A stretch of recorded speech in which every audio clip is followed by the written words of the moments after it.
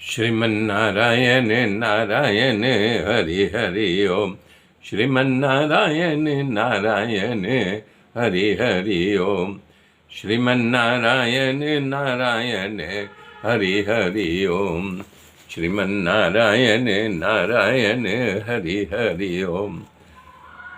तब भगवान बात करते करते विदुर जी से बोले, काका मुझे बहुत जोर भूख लगी है।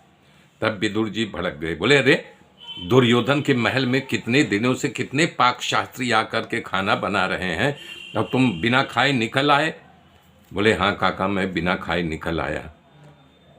तो बोले श्री कृष्ण पूछे कि काका आप दुर्योधन का घर का खाते हो? तो विदुर जी ने कहा नहीं। बोले क्यों? बोला क्या बताऊं, उसका खाना खाने से बुद्धि बिगड़ती है। तब भगवान जरा मुस्कराए, अभी तो गुस्से में थे विदुर जी। बोले यही बात हम पर भी लागू पड़ती काका जी, मैं भी उसके घर का खाना नहीं खाया क्योंकि बुद्धि बिगड़ने का डर रहे।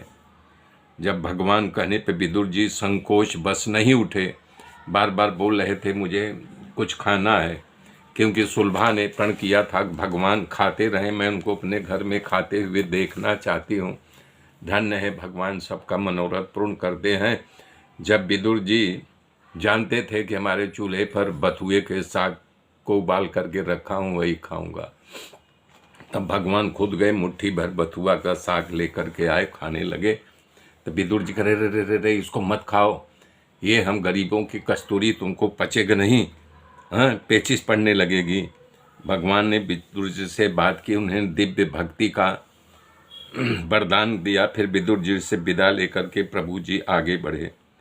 तब विदुर जी वहाँ से वन में गए। उद्धव मैत्री आज से मुलाकात हुई। राजा परीक्षित ने सुखदेव जी से प्रश्न किया कि मैत्रेय महाराज की मुलाकात विदुर जी से कहाँ और कब हुई? इन दोनों के बीच में क्या संवाद हुआ? हमारे पूर्वज विदुर जी सब छोड़ करके वन में क्यों चले गए, मुझसे कहिए। तब सुखदेव जी ने कथा का विस्तार करते हुए कह रहे हैं, राजा परीक्षित, ये उस समय की बात है जब अंधराज धृतराष्ट्र ने अपने भाई पांडे के पुत्रों को लाक्षागृह में जला के मार डालने का उपक्रम किया और अपनी पुत्रवधि, उनकी जो पुत्र वधू थी पांडवों की पत्नी द्रौपदी के वस्त्रहरण करने के समय अपने पुत्रों को रोका नहीं। उसके बाद धर्मराज युधिष्ठिर धूत जुआ खेलने के लिए आमंत्रण दे करके दुर्योधन मामा शकुनी कपट से उनको हरा करके राज्य ले लिया और शर्त के अनुसार पांडवों को वनवास करा दिया।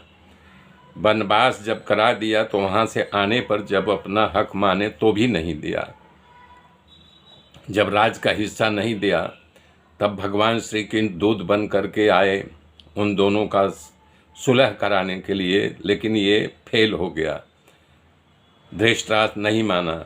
साधु जन धृतराष्ट्र की शिकायत करने लगे, हर जगह उसकी निंदा होने लगी।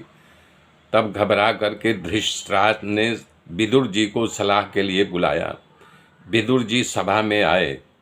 वहाँ पर कर्ण, दुर्योधन, शकुनी, दुशासन सभी लोग सभा में बैठे हुए थे और विदुर जी सभा में आकर के धृतराष्ट्र को संबोधित करके कहने लगे, हे महाराज, आप साधु चरित युधिष्ठिर को उनका राज्य दे दो।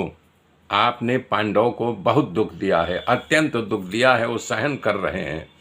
आप नहीं जानते भीम काला नाग की तरह फुफकार रहा है, वो आपसे बदला अवश्य लेगा और आपको छोड़ेगा नहीं। हे राजन, आपको खबर नहीं, भगवान श्री कृष्ण पांडवों को अपना लिया है।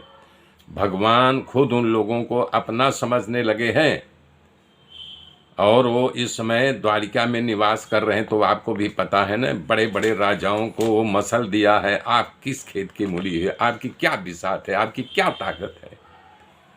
ब्राह्मण और देवता पांडवों को आशीर्वाद दे रहे हैं।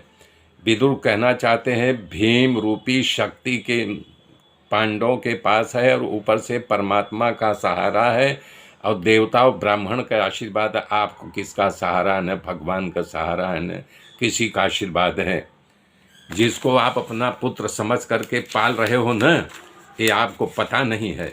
आपका बड़ा पुत्र दुर्योधन आपके पाप के रूप में आपके यहाँ जन्म लिया है और आपका विनाश निश्चित रूप से कर डालेगा।